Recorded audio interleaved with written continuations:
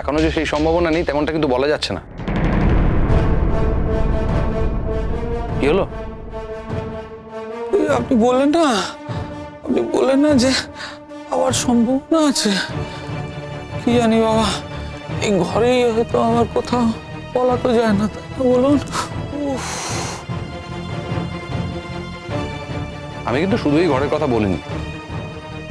In fact এই ঘরে আর কোনো ডিভাইস আছে কি নেই সেটা বোধহয় আমার থেকে আপনারা বেটার বলতে পারবেন, তাই না?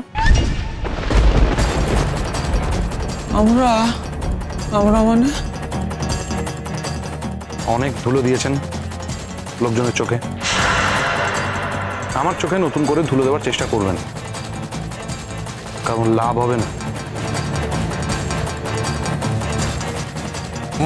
না সৃষ্টিরা, আমি শুধু আপনাকে একটা কথাই বলতে চাই।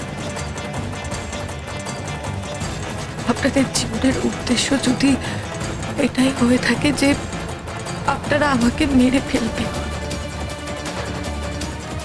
তাহলে আমিও বলছি আমি বারবার বেঁচে উঠব। আমি জানি আপনাদের আমার ওপর খুব রাগ আছে, খুব আক্রোশ আছে, যেটা থাকার কোনো কারণও নেই। সেই জন্যই আমি বারবার বেঁচে যাই। আমার সঙ্গে ঈশ্বর আছে, শঙ্কর ভালোবাসা আছে। আমার কোনো ক্ষতি করতে পারবেন না। একটা কথা না বললে অধর্ম হবে। এসিপি স্যার সবসময় সহযোগিতা করেছে, এখনো করছে, ভবিষ্যতেও করবে। আপনারা আমার কোনো ক্ষতি করতে পারবেন না। তার মানে মোহর, তুমি ধরে নিয়েছো তো যেটা আমি করেছি? ওর আজ পর্যন্ত যা হয়েছে, কিন্তু আজকে এটা কিন্তু আমি করিনি মোহর। ব্যাস, কথায় কথা বাড়ে। শঙ্কর, চলুন আমরা মোহরকে নিয়ে ডক্টর চেম্বারে যাই। ওখানে চিকিৎসা করানোর পর যদি মনে হয় এখানে ফেরত আসতে চান, তাহলে এখানে ফেরত আসবেন। না, আজকে হয়তো আর ফিরবো না। তবে তদন্তের কাজে যখনই প্রয়োজন হয় তখন আমি মোহরকে নিয়ে ওখানে উপস্থিত হব। আমিও মনে প্রাণে চাই অপরাধী ধরা পড়ুক। আজকে ওকে ডক্টর ডেকে আমি একদম সোজা বাড়ি যাব। বাবা মা বাড়িতে ওয়েট করে আছে আমাদের ফেরার জন্য। স্যার, এবার আমরা আসি। সাবধানে যাও, তবে ভরসা রেখো। এই ঘটনায় কে অপরাধী তদন্ত করতে আমি খুঁজে বার করবই।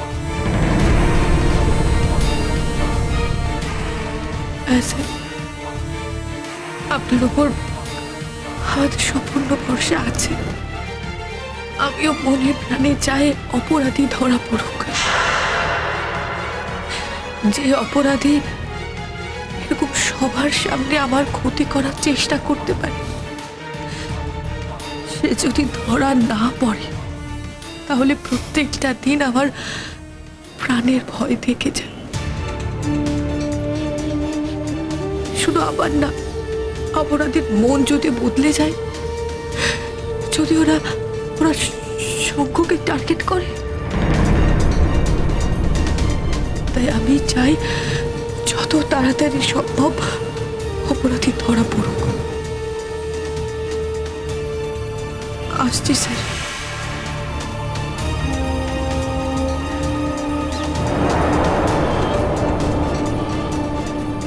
তার মানে তো তোমরা সবাই ধরেই নিয়েছো যে এই কাজটা আমি করেছি।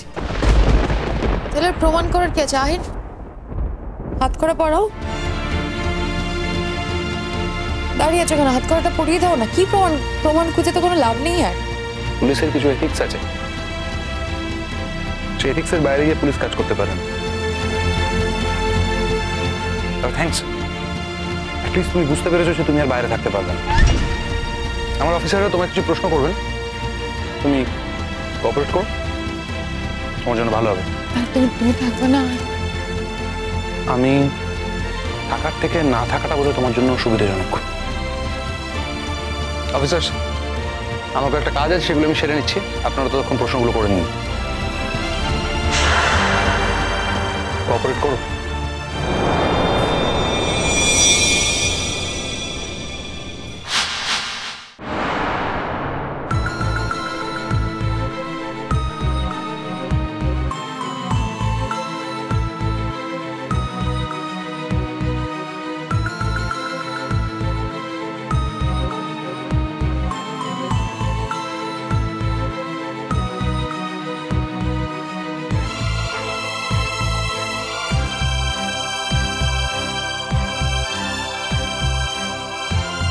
একটু ঘোরান, একটু হাঁ করুন।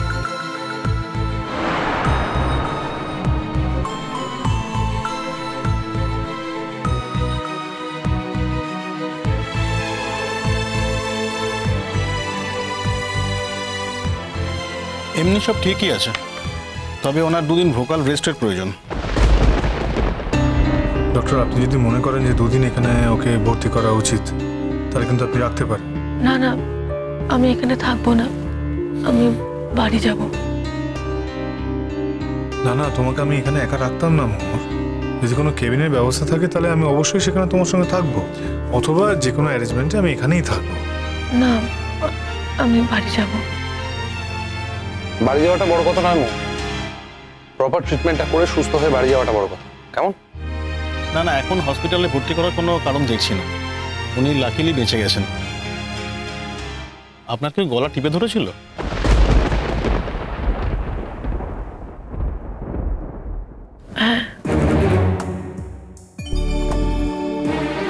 হ্যাঁ, কিন্তু কে ধরেছিল সেটা তো বলবে আমাদেরকে। আমি অনেকবার জিজ্ঞেস করেছি ওকে, গাড়িতে আস্তে আস্তে আমি জিজ্ঞেস করলাম। তুমি সত্যি বুঝতে পারো না কে করেছে? সবই তো অনুমান করতে পারছি স্যার, আপনিও পাচ্ছেন, কিন্তু শিওর করে কি করে বলবো? আমি তো দেখতে পাইনি, চারিদিকে ঘুটঘুটে অন্ধকার ছিল, কি করে দেখবো? আর ওরকম শব্দে আমি এতটা চমকে গেছিলাম, ভয় পেয়ে গেছিলাম, আমি এতটা আনপ্রিপেয়ার্ড ছিলাম। বুঝতে পারছি। ঠিক আছে স্যার, আমাদের তাহলে এখন কি করণীয়? আমি ওষুধ লিখে দিচ্ছি, ওষুধগুলো ওনাকে খাওয়ান, আর ওনার 2 দিন ভোকাল রেস্টের প্রয়োজন। আপনি বেশি চিৎকার করবেন না, বেশি জোরে চেঁচাবেন না। 7 দিন পর একবার চেক আপ করিয়ে নেবেন, আশা করি অনেকটা ঠিক হয়ে যাবে। আচ্ছা ডক্টর, কোনো ভয় নেই তো? না না, কোনো ভয় নেই, আমি তো বললাম উনি লাকিলি বেঁচে গেছেন। না, তাও যদি কোনো টেস্ট করতে হয়? হ্যাঁ ডক্টর, যা যা করবার প্রয়োজন সেগুলো যদি একেবারে করিয়ে নেওয়া যায় তাহলে খুব ভালো হয়। না না, কোনো টেস্ট করতে হবে না, 7 দিন অবজারভেশনে থাকুক। যদি এর মধ্যে কোনো কমপ্লিকেশন তৈরি হয় তাহলে আপনি আমাকে একটু জানাবেন, তারপরে আমি বুঝে নেব।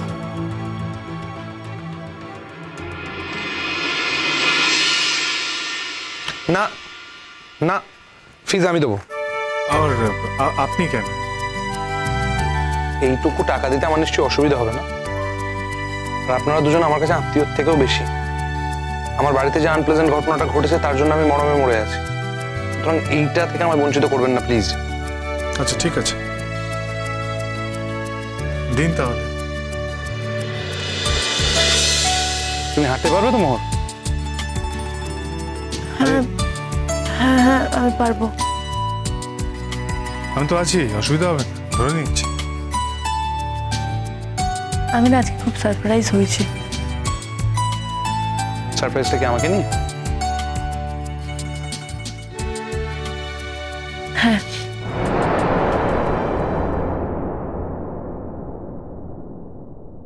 আমার উপরে এত ভরসা কমলে চলবে কি করে মোহর?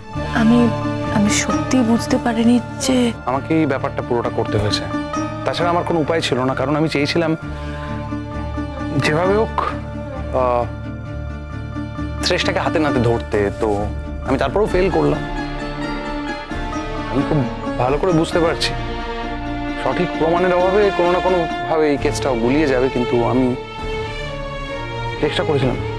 তার মানে এই কাঁটাটা থেকেই যাবে, শেষে সারা জীবন ধরে মোহনকে এভাবে বিরক্ত করে যাবে।